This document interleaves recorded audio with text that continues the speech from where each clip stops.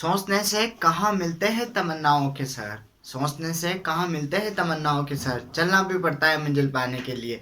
इसी के साथ मैं हरिओम स्वागत करता हूँ आपके अपने परिवार HRCT ग्रुप में। तो आज मंजिल पाने के लिए अपन साथ साथ चलते हैं। तो आज एग्रीकल्चर सुपरवाइजर की वैकेंसी की विज्ञप्ति आई है, उसके लिए हम एग्रीकल्चर सुपरवाइजर का टॉपिक पढ़ेंगे। तो एग्रीकल्चर में एग्रोनॉमी सॉइल साइंस पढ़ेंगे। सॉइल साइंस में सॉइल पढ़ेंगे कि मृदा क्या है, कैसे बनती है, इसका निर्माण क्या होता है, शब्द की उत्पत्ति कैसे हुई, क्या क्या काम आती है, इसकी परिभाषा है क्या, ये सब हम आज विस्तार से पढ़ेंगे। तो आज हमारा टॉपिक रहेगा सॉइल। सॉइल कि सॉइल मृदा क्या है, ये माटी जो भूमि जमीन मृदा ये कहलाती है ना, तो इसकी क्या परिभाषा है, ये कैसे हुई। अब सॉइल देखो, सॉइल शब्द की उत्पत्ति, सॉइल शब्द की उत्पत्ति लैटिन भाषा के शब्द से हुई है। कौन से शब्द से हुई है? लैटिन भाषा के शब्द से हुई है। लैटिन भाषा का शब्द किससे हुई है? सोलम से हुई है। किससे? सोलम, जिसका अर्थ फर्श होता है। क्या होता है? जिसका अर्थ फर्श, फ्लोर होता है। लैटिन भाषा के शब्द से हुई है सोइल शब्द की उत्पत्ति, सोलम शब्द से, जिसका अर्थ होता है फर्श। अब जैसे ये लैटिन भाषा, ग्रीक भाषा, संस्कृत भाषा, ये भाषा आती है, इनका एक ट्रिक बताता हूँ, नॉर्मल याद रख लेना, फिर बाद में विस्तार से बता दूंगा। अब जैसे सोइल, सोइल में क्या है? IL आया है। देखो IL, तो ये लेटिन, अगर किसी के पीछे IL आता है तो लेटिन भाषा का शब्द होता है, और LI आता है तो वो ग्रीक भाषा का शब्द होता है। कौन सी भाषा का शब्द होता है? ग्रीक भाषा का शब्द होता है। इसका तो उदाहरण देख लिया अपन ने कि सोइल है, कि सर इसका उदाहरण बताओ, तो इसका उदाहरण क्लाइमेट ले लो तुम। क्लाइमेट, LI आया है तो ये ग्रीक भाषा का शब्द है। कौन सी भाषा का शब्द है? ग्रीक भाषा का शब्द है, ये बात याद रख लेना।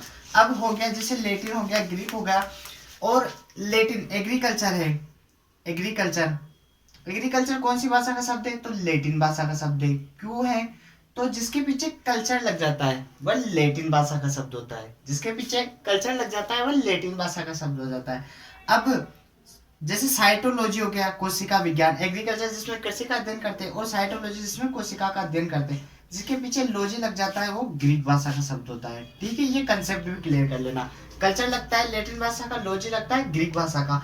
एक अपवाद है किंतु, पोमोलॉजी। पोमोलॉजी फलों का अध्ययन कहलाता है। पोमोलॉजी फलों का अध्ययन कहलाता है। ये लेटिन प्लस ग्रीक दोनों भाषाओं का रूप है। तो लेटिन प्लस ग्रीक दोनों भाषाओं का रूप कौन है? पोमोलॉजी। अपवाद, ये याद रख लेना। ठीक है, इनको बाद में विस्तार से बता दूंगा मैं। अब सोइल शब्द की उत्पत्ति लेटिन भाषा के शब्द सोलम से हुई, जिसका अर्थ होता है फर्श, फ्लोर। ठीक है, अब सोइल, सोइल की परिभाषा क्या है? मृदा की परिभाषा क्या है? तो मृदा ऐसा तत्व, मतलब ऐसा पदार्थ है जो पौधों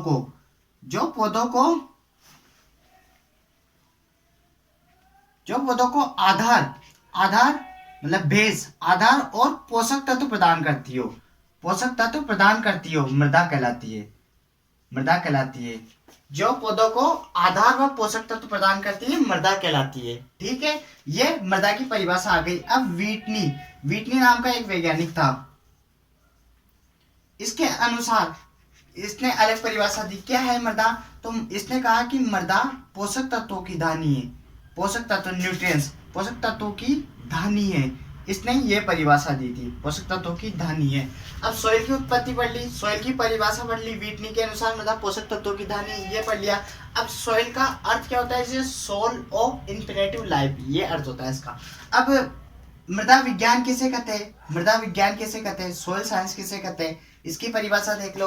तो विज्ञान की वह शाखा जिसमें मृदाओं का अध्ययन किया जाता है, मृदा विज्ञान कहलाता है। तो मृदाओं का अध्ययन करना मृदा विज्ञान कहलाता है। अब सोइल साइंस, सोइल साइंस को अपन इसकी दो शाखाएं पढ़ेंगे। सोइल साइंस की कितनी शाखाएं पढ़ेंगे अपन? दो शाखाएं पढ़ेंगे। मृदा विज्ञान की हम दो शाखाएं पढ़ेंगे, कि कौन कौन सी है, तो ये भी बता देता हूँ। मृदा विज्ञान के जनक पूछते हैं तो कौन है? वीवी डोकेचेव।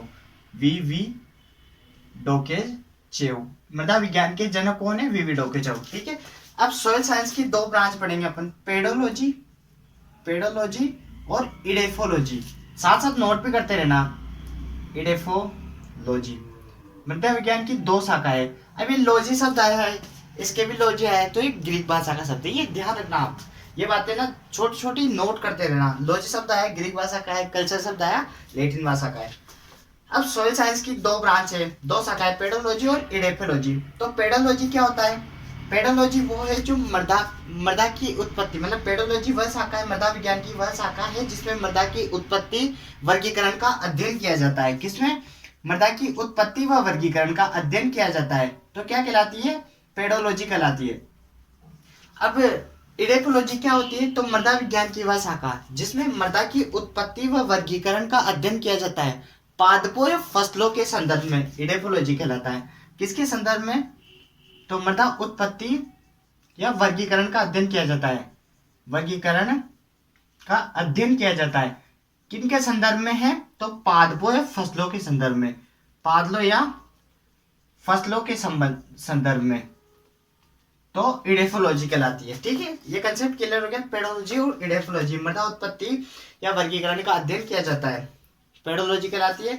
और मृदा विज्ञान की वह शाखा जिसमें मृदा उत्पत्ति और वर्गीकरण का अध्ययन किया जाता है पादपों या फसलों के संदर्भ में, इडेफोलॉजी कहलाता है। ठीक है, आई गया सोइल शब्द की उत्पत्ति लैटिन भाषा के सोलम से फर्स्ट अथवा जनकों ने विविध और सोइल जो पौधों को आधार प्रदान करती है, पोषक तत्व प्रदान करती है, सोइल कहलाती है। व्हिटनी के अनुसार मृदा पोषक तत्वों की कहानी है।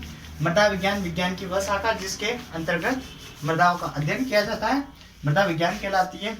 और इसकी दो ब्रांच है, पेडोलॉजी और इडेफोलॉजी। तो मृदा विज्ञान की वह शाखा जिसमें मृदा उत्पत्ति और वर्गीकरण का अध्ययन करता है, पेडोलॉजी, और मृदा उत्पत्ति वर्गीकरण का अध्ययन करते हैं पादपों के संदर्भ में, इडेफोलॉजी। अब सोइल कंटेंट पढ़ेंगे अपन कि इसमें क्या क्या अवयव रहते हैं। तो मृदा अवयव कि मृदा में क्या क्या होता है, तो सोइल अवयव पढ़ेंगे। अब इसमें ये है 100% मृदा है। अब इसमें 50% तो मतलब भरा हुआ भाग रहता है, सॉलिड स्पेस, और 50% खाली भाग रहता है, पोर स्पेस। अब जैसे भरे हुए भाग में क्या है, खाली भाग में क्या है, तो खाली भाग में तो क्या है 25% और 25%। 25% तो जल होता है, मृदा जल, और 25% वायु, मृदा वायु होती है। 5% कार्बनिक पदार्थ होते हैं। कितने प्रतिशत होते हैं? 5% कार्बनिक पदार्थ। और 45% पर खनिज पदार्थ होते हैं। ये मृदा के अवयव है। कौन कौन से हैं मृदा के अवयव? 5% भाग पे तो कार्बनिक, 45% भाग पे खनिज, 25 पे वायु और 25 पे जल। अब इन चारों को हम विस्तार से पढ़ेंगे। तो क्या क्या पढ़ना है अपने को? कार्बनिक पदार्थ पढ़ने हैं, खनिज पदार्थ पढ़ने हैं, मृदा के अवयवों में पढ़ेंगे। तो मृदा वायु पढ़ेंगे, और मृदा जल पढ़ेंगे। अब ये तो 25, ये 45 और ये 5%, ये अवयव है, इनको विस्तार से पढ़ेंगे। तो मृदा अवयव, मृदा कंटेंट, सोइल पढ़ रहे हैं ना। अब इनको एक एक करके विस्तार से पढ़ेंगे। जैसे कार्बनिक पदार्थ, पहला पढ़ा अपने कार्बनिक पदार्थ, मृदा में उपस्थित कार्बनिक पदार्थ है ना। तो कितने प्रतिशत भाग पे थे मृदा में? 5% भाग पे होते हैं। तो ये कार्बनिक पदार्थ में क्या होते हैं? जैसे कार्बनिक यूं दिख रहा है, carbon, hydrogen, oxygen, sulphur, nitrogen, ऐसे अवयव होते हैं, ये कार्बनिक पदार्थ में होते हैं। ये अगर इनको जला देते हैं तो ये नष्ट हो जाते हैं, जलाने पर ये नष्ट हो जाते हैं पोषक तत्व। कार्बनिक पदार्थ हो गए, ये अवयव होते हैं। अब कार्बनिक पदार्थ पौधों के भोजन में सहायक होते हैं। भोजन में कौन सहायक होते हैं? कार्बनिक पदार्थ होते हैं। कार्बनिक पदार्थ के बारे में पढ़ेंगे। और अब कार्बनिक पदार्थों को भी दो भागों में बांटते हैं हम। कार्बनिक पदार्थ को भी दो भागों में बांटते हैं। एक तो कार्बनिक पदार्थ, एक अकार्बनिक पदार्थ।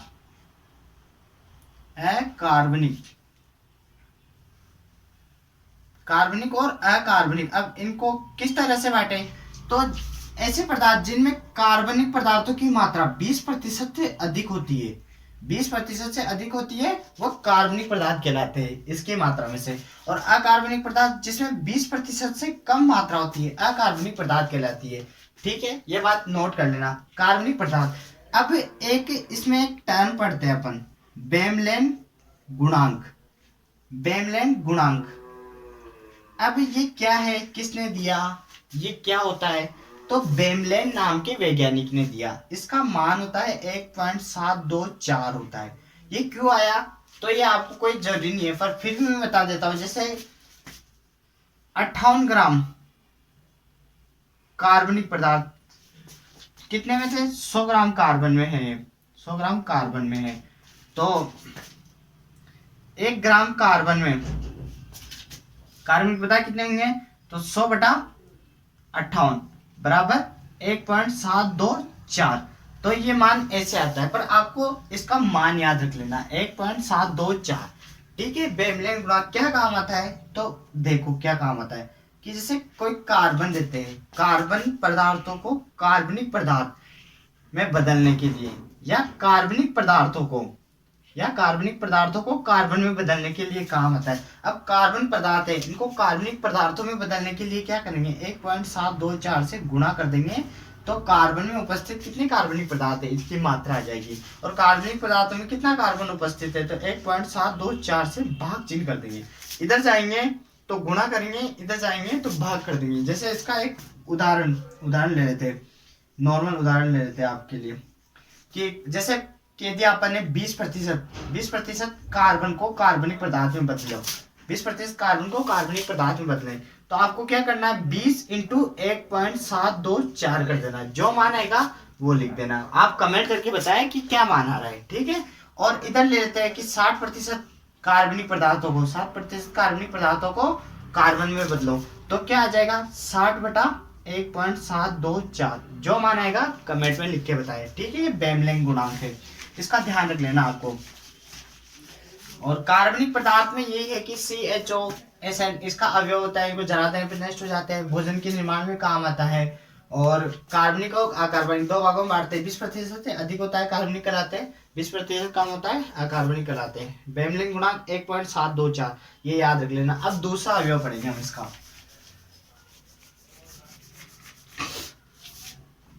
दूसरा अवयव कौन था? खनिज पदार्थ। खनिज पदार्थ कितने प्रतिशत भाग पर है? ये 45% भाग पर मृदा अवयव में। ठीक है। अब खनिज पदार्थ कितने प्रकार के होते हैं? तो 3 प्रकार के होते हैं। अब फेल्ड्सपार, दूसरा होता है क्वार्ट्ज, दूसरा क्या है? क्वार्ट्ज। तीसरा क्या है? माइका।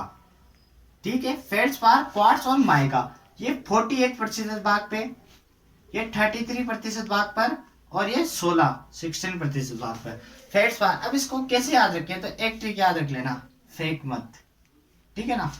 फेक का मतलब फेल्ड्सपार, का मतलब क्वार्ट्ज, मा का मतलब माइका। ठीक है, ये याद रख लेना, तो इससे आपको ये याद हो जाएगी। अब जैसे दो प्रकार की, मतलब इनके आधार पर 2 प्रकार की चट्टानें, और दो मृदाओं को 2 भागों में और चट्टानों को 2 भागों में बांट देते हैं कि किसका निर्माण होता है। तो देखते हैं अपन 2 प्रकार की चट्टानें, एक तो ग्रेनाइट और एक बेसाल्ट। तो ये क्या होती है? ग्रेनाइट क्या होती है? बेसाल्ट, बेसाल्ट से क्या निकल रहा है? बेस मतलब होता है सार, जिसका पीएच मतलब 7 से अधिक होता है, 7 से 14 के मध्य होता है, वो सार कहलाते हैं। तो बेसाल्ट, इसकी भी एक ट्रिक याद रख लेना आप, बेफिक्रे, इससे आपको याद हो जाएगा। तो वैसे बेसाल्ट आ गया, फ का मतलब फेल्ड्सपार आ गया, फेल्ड्सपार का मतलब काली मृदा आ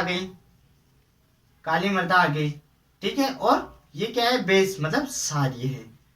तो इसका जस्ट अपोजिट इधर होगा ग्रेनाइट में। ठीक है ना। बेसाल्ट में फेल्ड्सपार आया तो इधर क्वार्ट्ज आ जाएगा। क्वार्ट्ज खनिज से निर्माण होती है ग्रेनाइट, क्वार्ट्ज। और काली मृदा है तो इधर रेतीली मृदा आ जाएगा, रेतीली मृदा। और इधर सारी है तो ये अम्लीय प्रकृति की हो जाएगी। ठीक है, ये बात ध्यान रखना। ग्रेनाइट चट्टानें और बेसाल्ट चट्टानें। बेसाल्ट चट्टानों किसके में खनिज कौन सा होता है? फेल्ड्सपार होता है। इससे कौन सी मृदाओं का निर्माण होता है? तो काली मृदाओं का निर्माण होता है। काली मृदाओं की प्रकृति कौन सी होती है? तो सारी प्रकृति की होती है।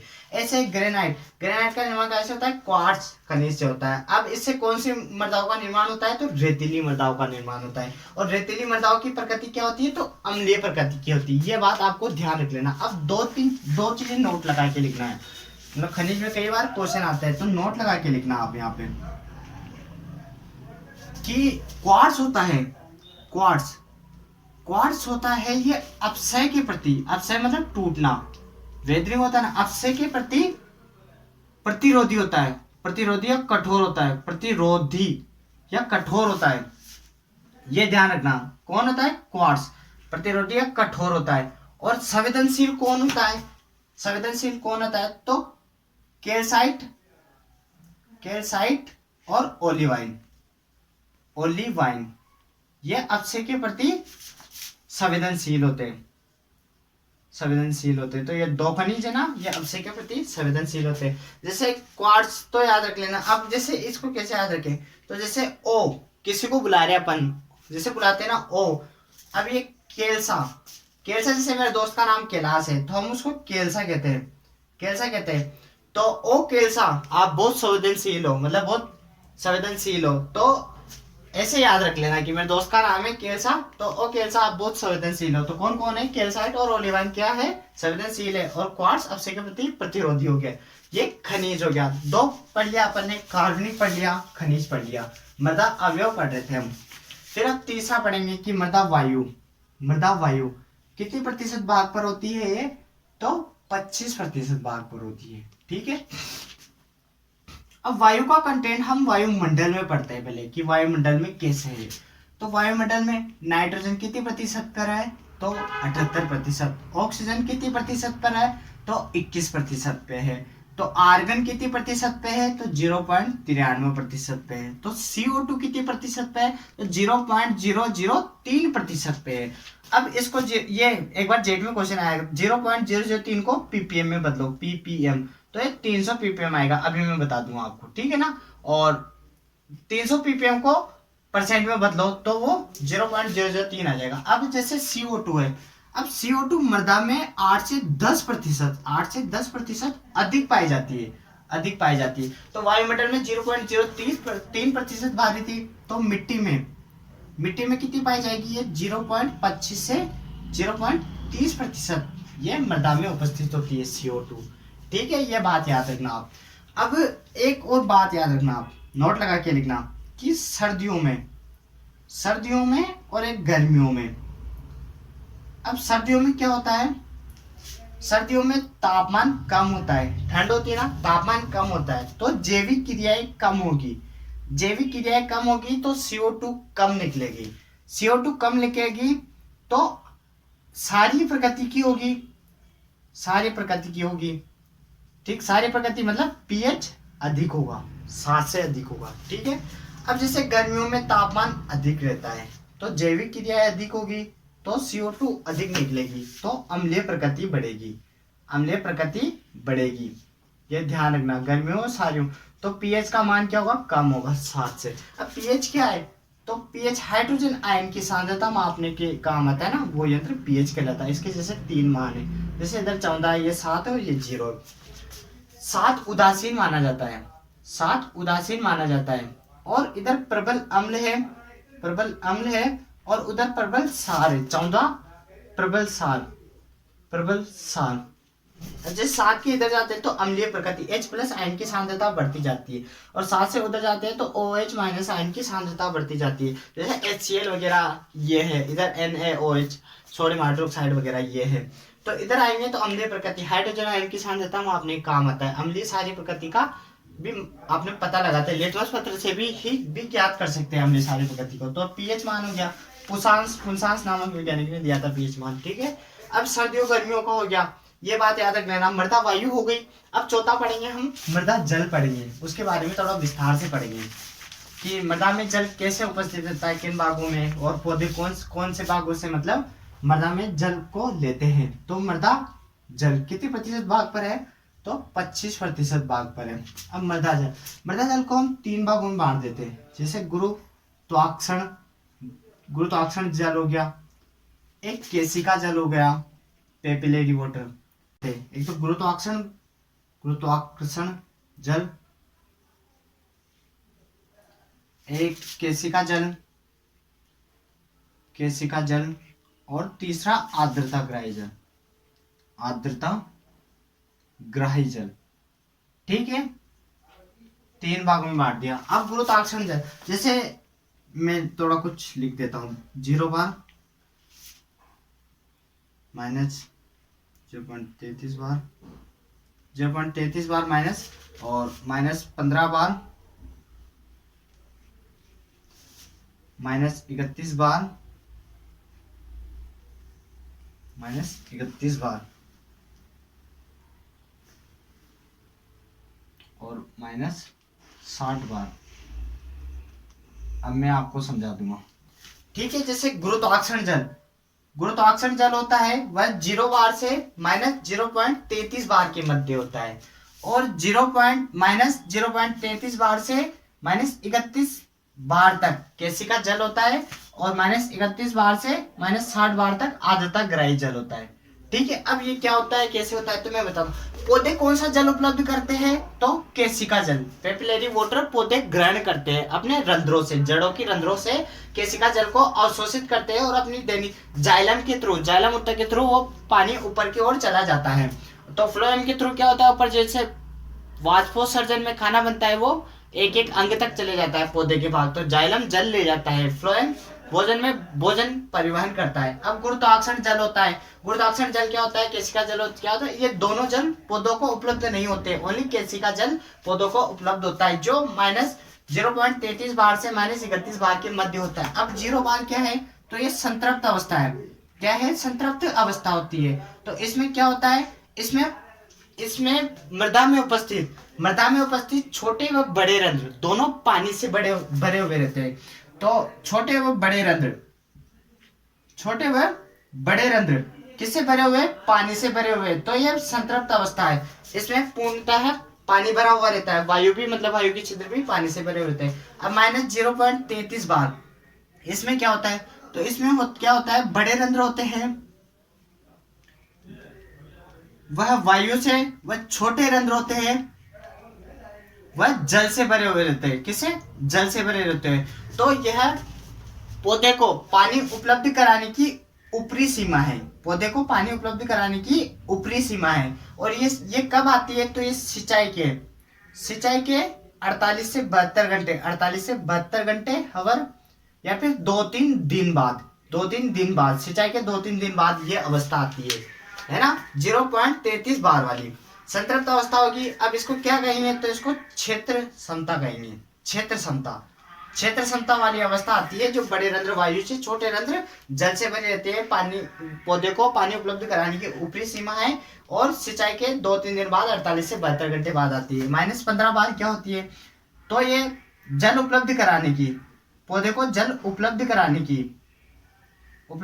की निचली सीमा है, कौन सी है, निचली सीमा है। और इसका सूचक पौधा कौन सा है, तो इसका सूचक पौधा सूरजमुखी है। क्या है इसका सूचक पौधा, सूरजमुखी है।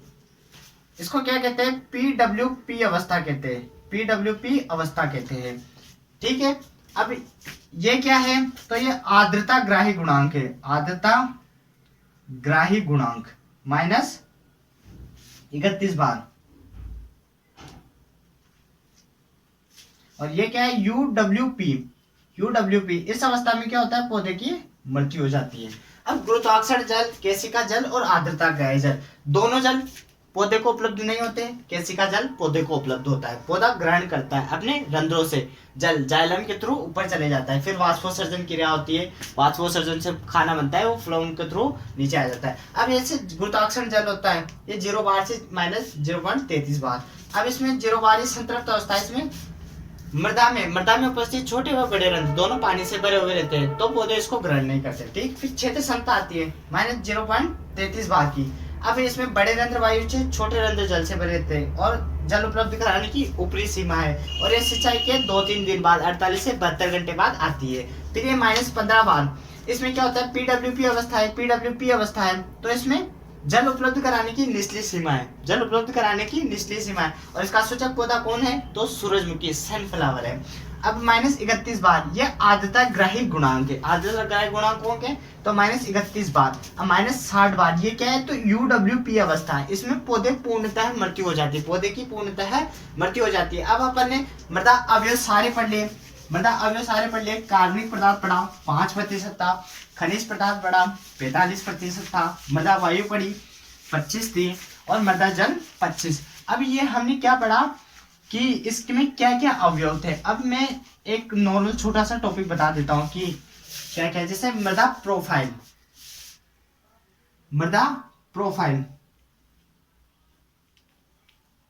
कहते हैं, मृदा परिच्छेदिका, मृदा परिच्छेदिका या सॉइल प्रोफाइल। सॉइल प्रोफाइल ये क्या होती है?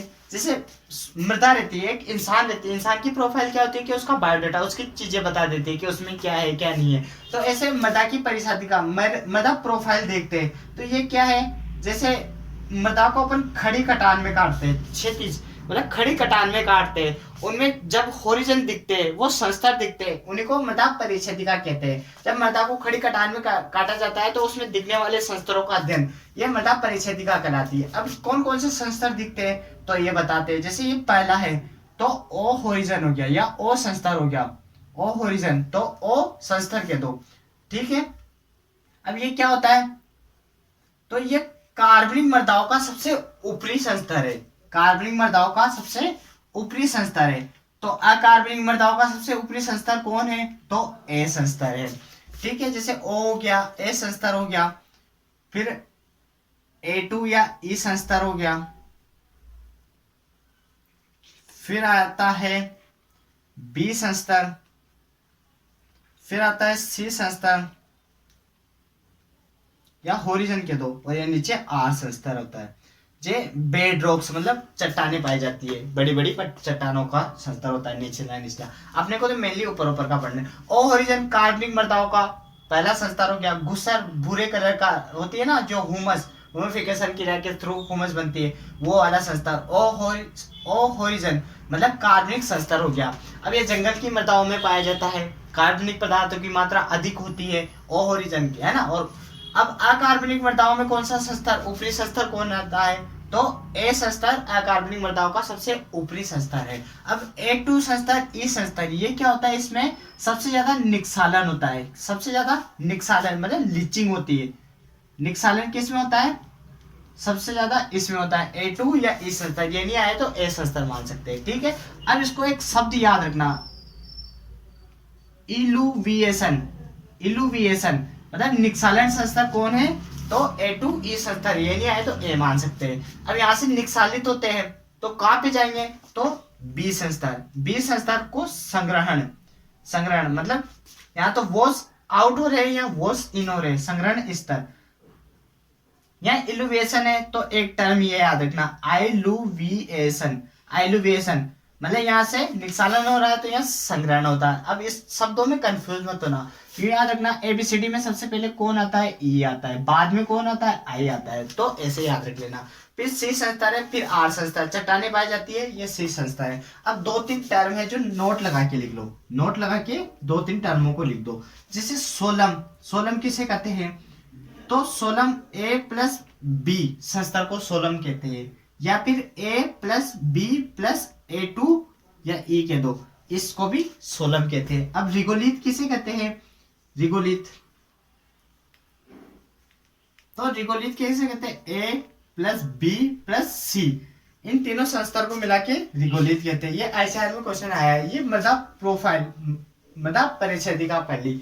तो आज के लिए इतना पर्याप्त है। आगे वाले में हम मृदा की भौतिक दशाएं पढ़ेंगे, उनमें भारत की समस्याग्रस्त मृदाएं पढ़ेंगे, उनका सुधार वगैरह पढ़ेंगे, इनमें क्या रासायनिक कंटेंट होता है, क्या भौतिक जैविक कंटेंट, ये सब हम विस्तार से पढ़ेंगे। तो इसी के साथ आप हमसे जुड़े रहे और हमारा साथ दें। धन्यवाद। और कृषि पर्यवेक्षक की परीक्षा की तैयारी एकदम धांसू तरीके से कराई जाएगी, पूरे टॉपिक एक एक करके कराए जाएंगे। तो आप हमेशा के लिए जुड़े रहे और हमारा साथ दें।